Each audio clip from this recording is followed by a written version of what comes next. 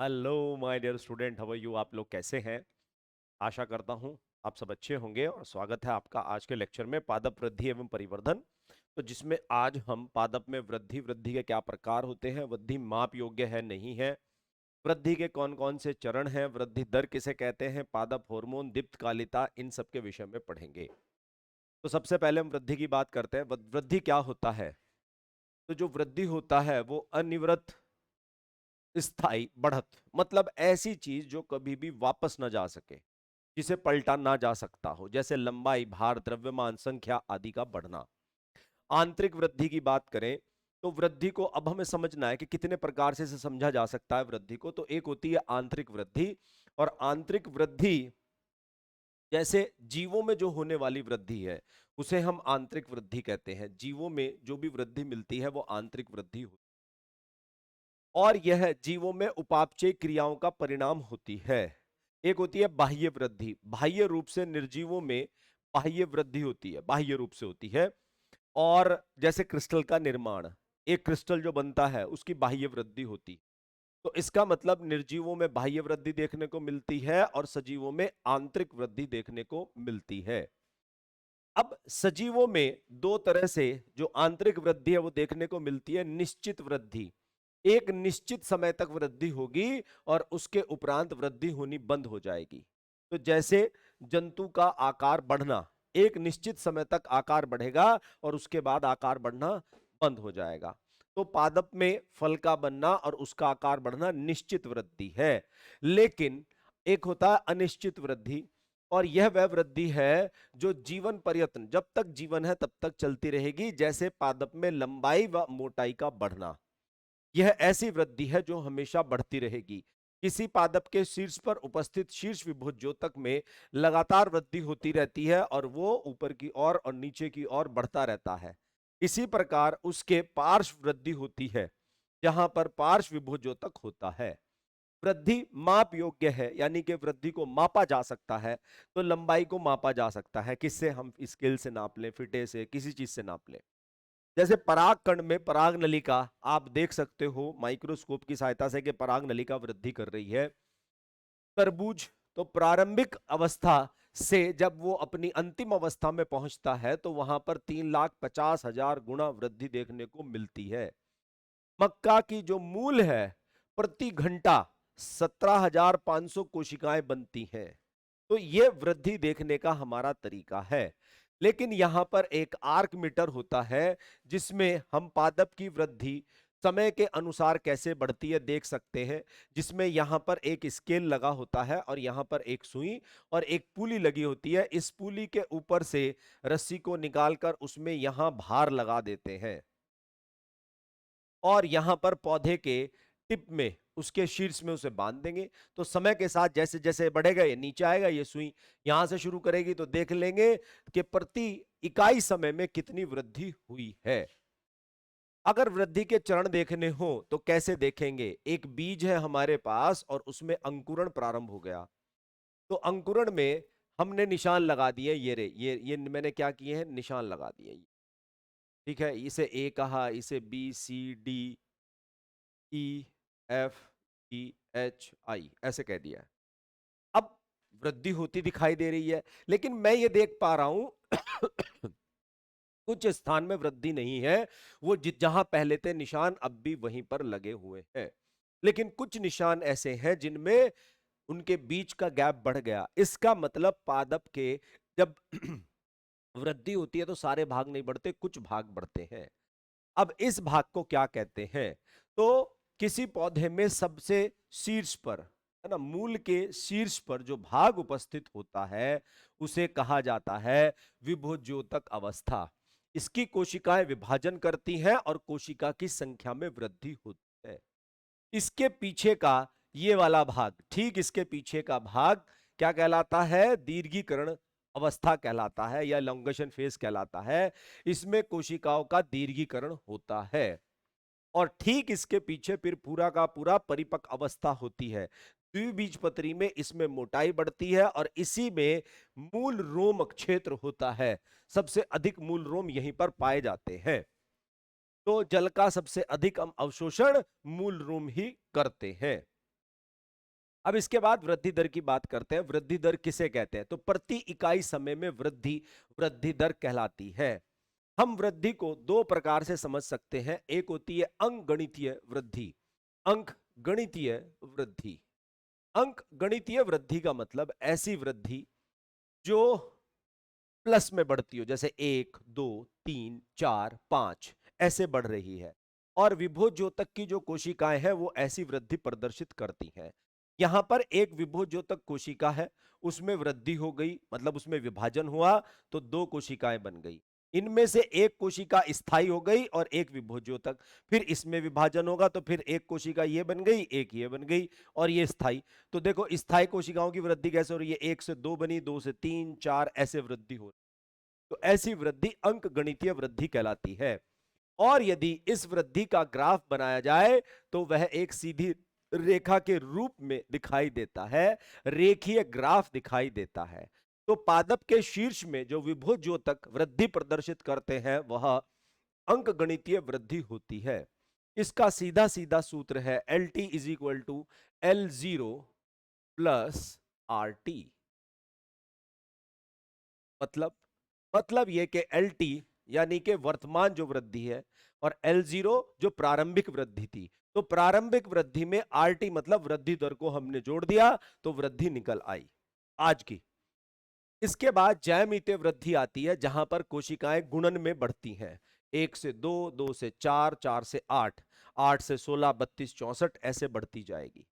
अगर ऐसे बढ़ रही है तो उसका ग्राफ अगर समय के साथ बनाया जाए तो वह जे शेप दिखाई देता है।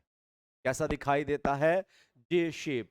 तो एक निश्चित समय में अगर हम इस वृद्धि को देखें तो यह एकदम बढ़ती हुई प्रतीत होगी और दिखाई देगी। ऐसी वृद्धि ज्यामितीय वृद्धि कहलाती है। लेकिन एक लंबे समय के बाद यह ग्राफ सिग्मोइड बन जाता है, क्योंकि यह जो बढ़ता हुआ फेज है यह लंबे समय तक नहीं रह सकता। तो इसका एक सूत्र बनाया गया है कि W0 is equal to WT/ERT। तो देखो W0 प्रारंभिक वृद्धि है, WT वर्तमान वृद्धि है, यहां WT आएगा, यहां 0 है। वर्तमान वृद्धि है हमें निकालनी है और E लॉग है और R दर है और T समय। अब हमने गुणा कर दिया है लॉग के साथ, किसे? प्रारंभिक वृद्धि को। तो यानी कि यहां पर गुणन में वृद्धि निकलकर आ जाएगी। अब इसके बाद आता है, एक होती है सापेक्ष वृद्धि। सापेक्ष वृद्धि कैसे समझा जाता है कि यहां पर मेरे पास दो पत्तियां हैं, एक छोटी पत्ती है एक ही पौधे की और एक बड़ी पत्ती है उसी पौधे की। तो अगर मैं इन पत्तियों को देखूं तो एक को मैंने ए नाम दे दिया है, दूसरी को मैंने बी नाम दे दिया। अब यहां पर एक निश्चित समय के बाद मैं इनकी वृद्धि देख रहा हूं। ये 5 सेंटीमीटर स्क्वायर, 5 सेंटीमीटर इसका क्षेत्रफल था जो बढ़ के 10 हो गया और इसका 50 से 55 हो गया है। सापेक्ष वृद्धि में अगर देखें तो यहां पर जो ए है उसमें 100% और बी में 10% वृद्धि हुई है। तो इसका मतलब सापेक्ष में ए में वृद्धि ज्यादा हुई। और निरपेक्ष वृद्धि देखें तो ये 5 से 10 और इसमें भी 5 सेंटीमीटर है, इसमें भी 5 सेंटीमीटर है। यानी कि दोनों में बराबर वृद्धि हुई है निरपेक्ष के रूप में। लेकिन सापेक्ष करके देखेंगे तो यहां 100% है, यहां 10%।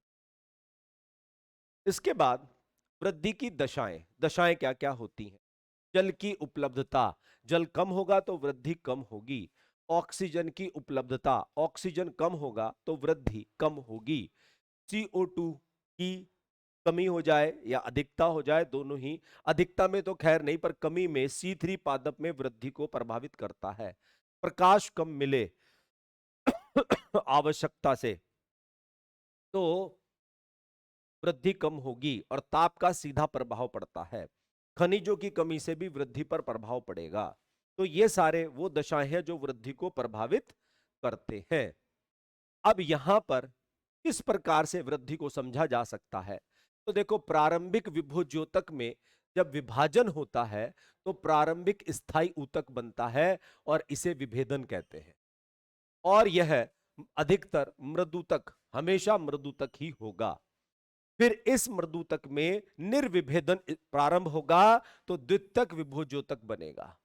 ठीक है, जैसे एधा है ना, इंटरफेसिकुलर कैम्बियम। इसमें पुनर्विभेदन से द्वितीयक स्थायी ऊतक बनता है। तो इस प्रकार विभेदन, निर्विभेदन और पुनर्विभेदन से अलग अलग प्रकार के ऊतकों का निर्माण होता है। परिवर्धन यानी कि डेवलपमेंट, तो किसी जीव के जीवन काल में होने वाले परिवर्तन, रूपांतरण की जो घटनाएं हैं उन्हें क्या कहा जाता है? उन्हें डेवलपमेंट या परिवर्धन कहा जाता है। डेवलपमेंट या परिवर्धन कहा जाता है। अब यहां पर परिवर्धन को कैसे देखें कि यहां पर एक विभुज्योतक कोशिका है, उसमें विभाजन हुआ तो एक स्थायी कोशिका बन गई और एक यहां पर पुनः विभाजन करने वाली कोशिका बन गई। तो यह तो पुनः पुनः विभाजन करेगी, फिर विभाजन करेगी। स्थायी कोशिका का क्या होगा? स्थायी कोशिका में यहां पर दीर्घीकरण होगा तो इसका प्लाज्मा बढ़ेगा, तो जिसे प्लाज्मेटिक ग्रोथ कहते हैं। अब यहां कोशिका का क्या बढ़ गया है? साइज बढ़ गया है। अब साइज बढ़ने के साथ साथ कोशिका को अपने कार्य के हिसाब से अपना रूपांतरण करना पड़ता है, जिसे विभेदन कहा जाता है, जिसे विभेदन कहा जाता है। और जब कोशिका अपना विभेदन पूरा कर लेती है तो वह परिपक्व हो जाती है और इस परिपक्व कोशिका की फिर मृत्यु हो जाएगी। वो कभी भी हो, उससे मतलब नहीं है। तो इस प्रकार अलग अलग समय पे हम देख रहे हैं परिवर्तन होता जा रहा है। कुछ पौधे वातावरण के अनुसार कुछ पौधे वातावरण के अनुसार अपने अंगों में परिवर्तन करते हैं। तो पौधों में ये जो परिवर्तन होता है इसे प्लास्टिसिटी कहते हैं। ये परिवर्तन प्लास्टिसिटी कहलाता है। तो विषमपर्णता इसका एक अच्छा उदाहरण है। विषमपर्णता का अर्थ होता है एक ही पौधे में पत्ती की संरचना में अंतर, यानी कि एक पौधे में दो अलग अलग प्रकार की पत्तियां दिखाई दे रही हैं। तो परिवर्धनीय विषमपर्णता इसे हम कहते हैं। ठीक है, यानी कि डेवलपमेंट के साथ साथ जो बदलाव आ रहा है जीवन के प्रारंभ में वह परिपक्व होने पर पत्तियों की आकारिकी में परिवर्तन आ गया, इसे क्या कहते हैं? परिवर्धनीय विषम पर्णता। जैसा धनिये में हमें देखने को मिलता है, धनिये की दो तरह की पत्ती होती हैं, एक ऐसी और बाद में जब आता है तो ऐसी पतली पतली हो जाती हैं। तो ये तरुण है और ये प्रौढ़ है, तो इसे कहते हैं परिवर्धनीय विषमपर्णता। इसके बाद एक आती है वातावरणीय विषमपर्णता, जो बटरकप में देखने को मिलती है। यह ऐसा पौधा होता है जो जल में रहता है, इसका कुछ भाग जल में कुछ जल से बाहर। तो जल वाली पत्ती ऐसे कटी फटी होंगी, जबकि वो पत्तियां जो बाहर है वो कैसी होंगी? सामान्य पत्ती जैसी दिखाई देती हैं। तो ये वातावरण दशाओं की वजह से पत्ती में परिवर्तन हो गया, तो क्या कहलाएगा? वातावरणीय परिवर्धन कहलाता है। अब पादप हार्मोन की बात करते हैं कि पादप में कौन कौन से हार्मोन कैसे कैसे कार्य करते हैं। तो मुख्यतः यहां पर 5 हार्मोन होते हैं: auxin, gibberellin, auxin, gibberellin, cytokinin, ethylene और एबीए एब्सिसिक एसिड। 5 हार्मोन होते हैं जो पौधे के कार्यों को नियंत्रित करते हैं। इसमें से 4 ऐसे हैं जो वृद्धि बढ़ाते हैं, प्रमोटर हैं: ऑक्सिन, जिब्रेलिन, साइटोकाइनिन, इथाइलिन। और 2 ऐसे हैं जो संदमक की तरह काम करते हैं, इथाइलिन और एब्सिसिक एसिड। तो इथाइलिन दल बदलू है, दोनों तरफ गिना जाता है, दोनों कार्य करता है। कई जगह यह वृद्धि का कार्य करेगा, कहीं जगह यह संदमक का कार्य करेगा। सबसे पहले हम ऑक्सिन के विषय में पढ़ते हैं। तो डार्विन ने कैनरी घास पर अपने प्रयोग किए और उन्होंने क्या देखा कि एक कोलियोप्टाइल, यानी कि जो शीर्ष निकलता है बाहर की ओर, उसे कोलियोप्टाइल कहते हैं, उस पे एक साइड से प्रकाश पड़ता है तो वह उसकी ओर मुड़ जाता है। लेकिन यदि शीर्ष को हटा दिया जाए तो वह उसकी ओर नहीं मुड़ता, या उसके ऊपर टिन की फॉयल रख दी जाए तो भी नहीं मुड़ता। तो यहां से इन्होंने कहा कि पौधे के शीर्ष भाग पर कुछ उद्दीपक होते हैं जो प्रकाश के विपरीत जाकर कार्य करते हैं और इस पौधे के मुड़ने के लिए उत्तरदायी होते हैं। बाद में वेंट ने उसे ऑक्सिन नाम दिया और इन्होंने एविना सटाइवा की टिप शीर्ष पर अपने एक्सपेरिमेंट किए। ठीक है, तो प्राकृतिक रूप से मिलने वाले जो ऑक्सिन है वो कौन सा है? इंडोल एसिटिक एसिड जिसे IAA कहते हैं, और इंडोल ब्यूटारिक एसिड जिसे IBA कहते हैं। ठीक है, ये कहलाता है IBA। इसके बाद कृत्रिम कौन कौन से हैं? जैसे 2,4-D, 2,4,5-T और नेफ्थलीन एसिटिक एसिड NaA। इसके बाद कोशिका का दीर्घीकरण। ठीक है, तो शीर्ष प्रभाविता के मतलब ये करता क्या क्या है ऑक्सिन? तो कोशिका का दीर्घीकरण करता है, उसका साइज बढ़ाता है। शीर्ष प्रभाविता जो होती है उसे प्रेरित करता है, बढ़ाता है। शीर्ष प्रभाविता मतलब यदि किसी पादप की ये टिप है तो उसकी पार्श्व कलिकाएं कभी अंकुरण नहीं करेंगी। इसे काट दो तो इनका अंकुरण प्रारंभ हो जाता है। तो जब तक ये कलिका है तब तक ये वृद्धि नहीं करेंगी पार्श्व कलिकाएं, इसे शीर्ष प्रभाविता कहते हैं। तो शीर्ष प्रभाविता को ऑक्सिन बढ़ाता है। ठीक है, अनानास में पुष्पन को प्रेरित करेगा, अनानास में पुष्पन को बढ़ाएगा। पतझड़, तो नए पत्ते व फल गिरने को रोकता है। ठीक है, तो नए वालों के लिए तो फेवर में है, लेकिन पुराने पत्ते और फल को गिरने को बढ़ाता है, उनके गिरने को। यानी कि पौधे पर नए पत्ते और फल आ गए तो वो गिरेंगे नहीं अगर ऑक्सिन आप उस पर डाल दो। लेकिन अगर वो पक चुके हैं, परिपूर्ण हो चुके हैं, उस टाइम ऑक्सिन दोगे तो क्या होगा? गिर जाएंगे। तो ये इसका कार्य है। अनिषेक फलन, टमाटर में बिना निषेचन के फल का निर्माण के लिए ऑक्सिन का प्रयोग किया जाता है।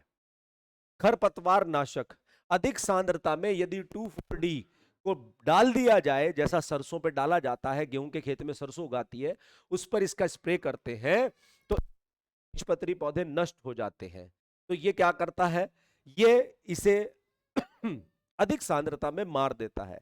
द्वितीय विश्व युद्ध में इसका प्रयोग किया गया था दुश्मन की फसल को नष्ट करने के लिए। इसके बाद जाइलम विभेदीकरण को बढ़ाता है। ठीक है, कोशिका विभाजन में सहायक है, करता नहीं, सहायक है।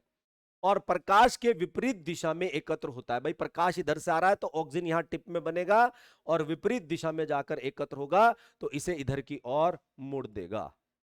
ये ऑक्सिन के कार्य हो गए। इसके बाद जिब्रेलिन, जिब्रेलिन धान के खेतों में जापान में देखा गया। कैसे?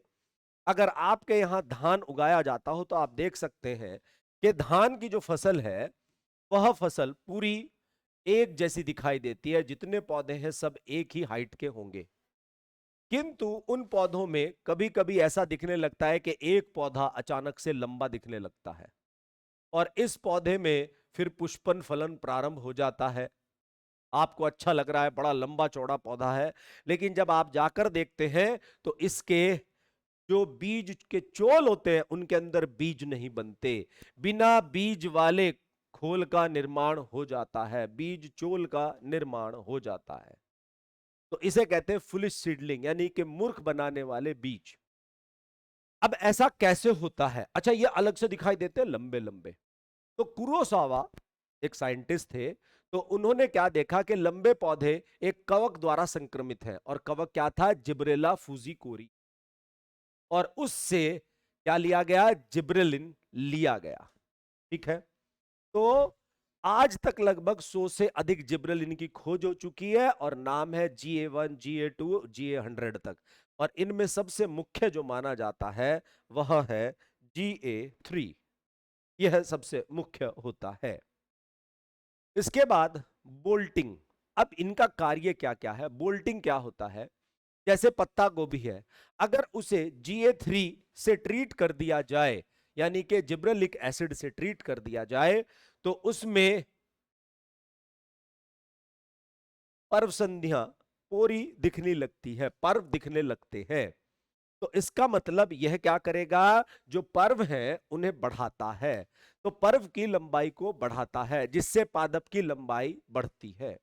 आनुवांशिक से बोने पौधे, जो आनुवांशिक रूप से बोने हैं, उन्हें अगर GA3 से ट्रीट कर दिया जाए तो वो लंबे हो जाते हैं।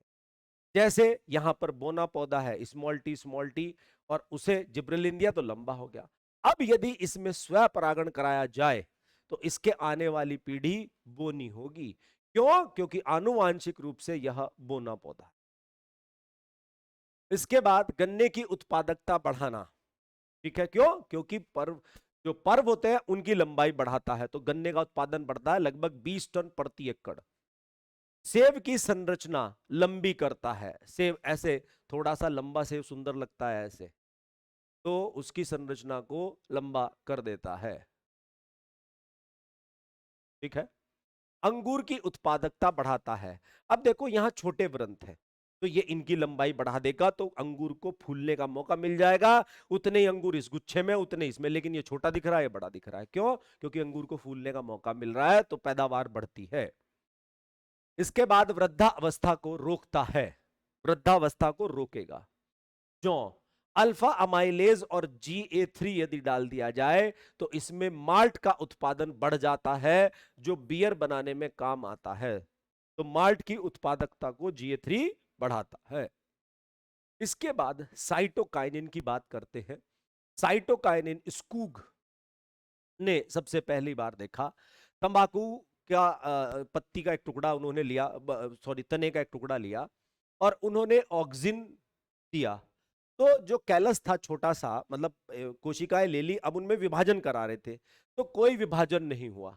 लेकिन जब ऑक्सिन के साथ या तो कोकोनट मिल्क, है ना, या दारू ऊतक का एक्सट्रैक्ट यानी कि जाइलम का एक्सट्रैक्ट या ईस्ट का एक्सट्रैक्ट या डीएनए का एक्सट्रैक्ट मिलाया जाता है, तो उसकी कोशिकाएं विभाजन करना प्रारंभ करती हैं। तो इन्होंने कहा कि कोशिका विभाजन के लिए ऑक्सिन उत्तरदायी नहीं है, वो केवल सहायक है, उत्तरदायी कोई और है। और बाद में पता चला कि वो काइनेटिन है। ये नाम स्कूग मिलर ने दिया।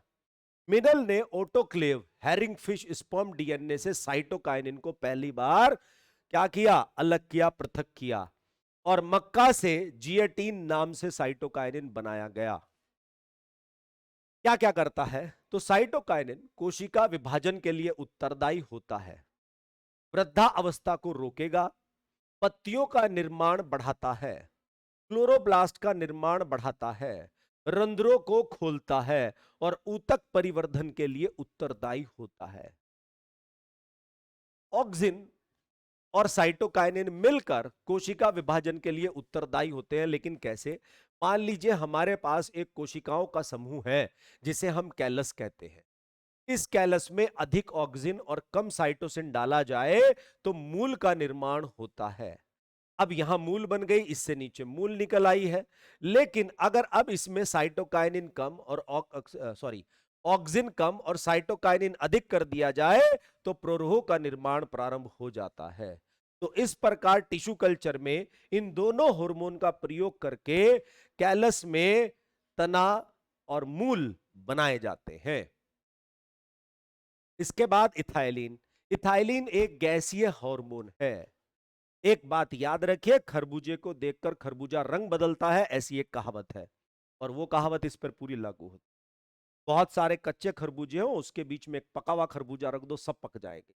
वहां से वो कहावत बनी। तो वहां जो पका हुआ पर खरबूजा है उसके अंदर इथाइलिन बन रही है, वो सबके पास जाएगी, सबको पका देगी। ठीक है। तो फलों के पकने के लिए उत्तरदायी होती, वृद्धा अवस्था और पतझड़ को बढ़ाएगा। इसका त्रिक प्रभाव होता है, वो क्या? प्ररोह भूमि के समानांतर होगा, यानी कि मान लो एक बीज जम रहा है तो उसका जो प्ररोह निकलेगा वो भूमि के समानांतर बढ़ना शुरू हो जाएगा। प्ररोह भूमि के समानांतर होगा और मोटाई बढ़ जाएगी, ये मोटा हो जाएगा। ठीक है। और इसका जो शीर्ष होगा वह घुंडी नुमा हो जाएगा, घूम जाएगा। तो ये इसके प्रभाव होते हैं। अनानास में पुष्पन को बढ़ाता है, ठीक है, और पुष्पों को व्यवस्थित करता है।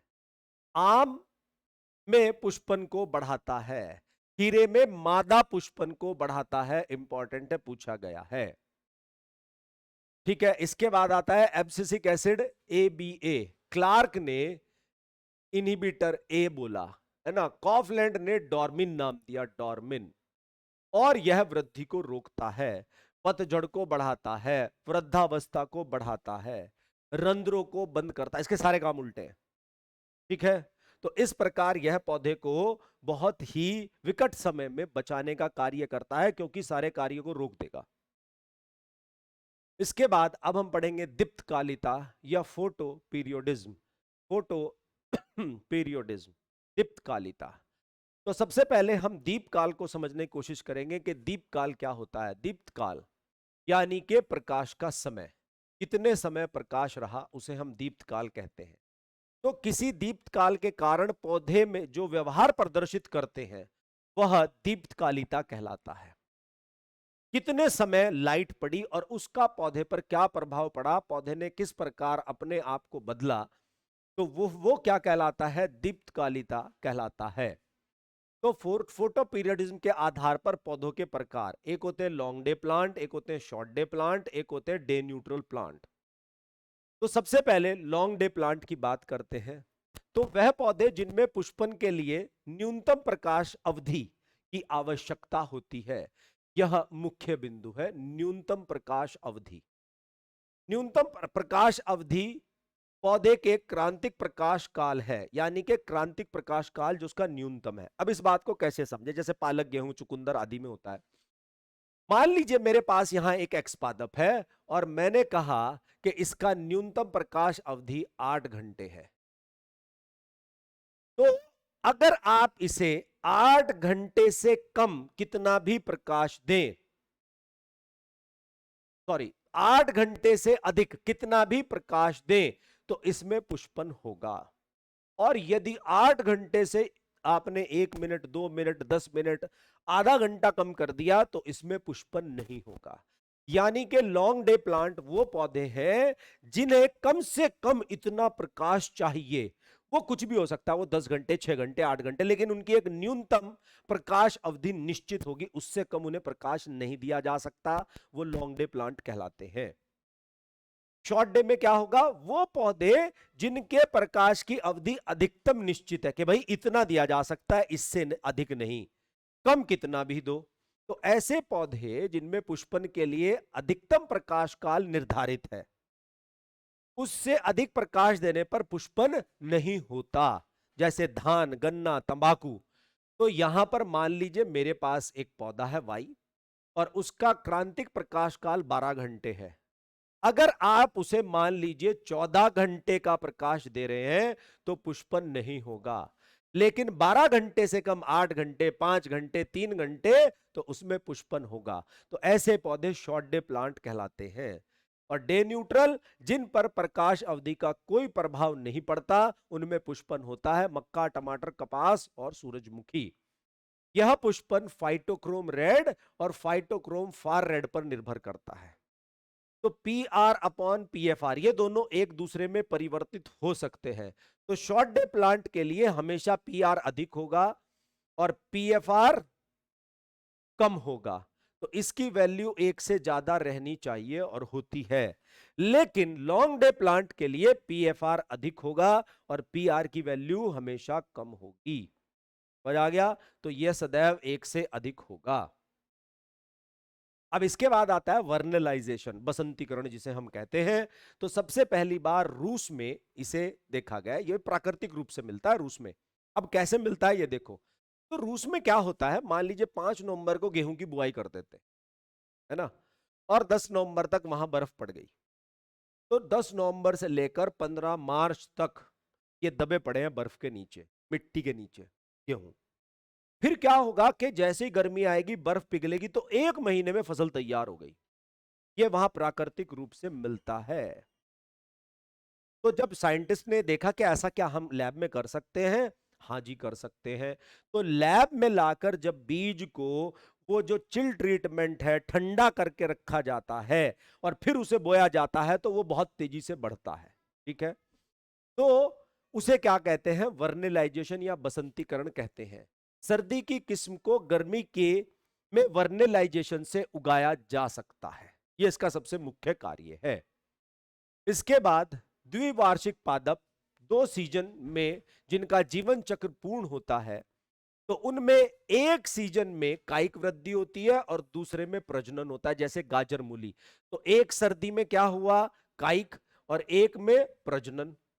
लेकिन अगर आप इसका वर्नेलाइजेशन करके इसे बोएंगे तो कायिक जो जनन है, वो कायिक वृद्धि है, वो बहुत जल्दी हो जाएगी, तो जनन काल आ जाएगा। तो एक ही सीजन में आप इसमें जनन काल ला सकते हैं। तो पौधे का कायिक जो काल है छोटा कर देता है, जिससे जनन काल जल्दी आ जाता है। तो वर्नलाइजेशन हर पौधे के लिए अलग अलग तापमान, अलग अलग समय अंतराल और अलग अलग दशा में दिया जाता है। समझ आया? तो आज इतना ही, अगले चैप्टर में फिर मिलेंगे, तब तक के लिए धन्यवाद।